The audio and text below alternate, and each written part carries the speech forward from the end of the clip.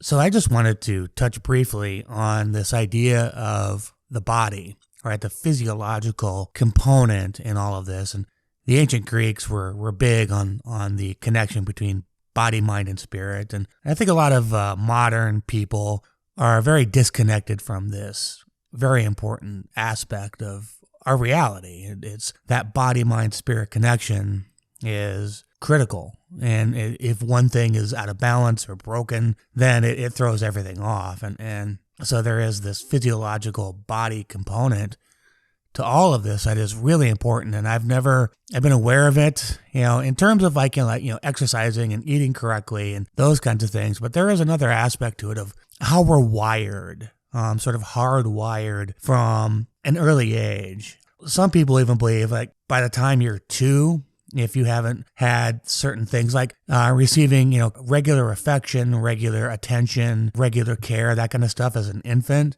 you're hardwired incorrectly. You're broken, right? At that physical level, you're broken. And then there's this kind of fatalist idea about it that you're fucked, that part of you is permanently broken. And I don't subscribe to that. I think that's what ayahuasca is reported to do. It's supposed to be able to basically rewire your system, release all that trauma that you're stored. Because I've got a lot of, if you believe in chakras, I do believe in chakras. In my root and my sacral chakra, I've got a lot of trauma stored in there that I'm having a hard time releasing. And so that's what part of the reason why I want to do the ayahuasca ceremony is to release all that trauma. But, along with that too is just all this hard wiring that is, I have mixed signals and my wires are crossed and that kind of stuff. If you want to look at it in that way from, growing up in a loveless environment, it fucks you up. It's the way it is.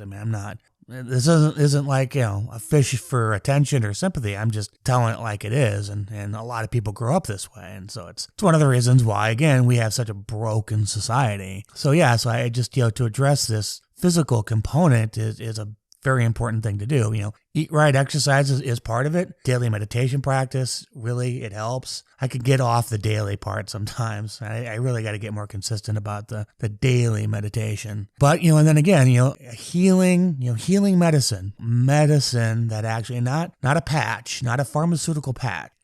Okay. I'm talking about an organic healing solution to all this. That's part of a ritual.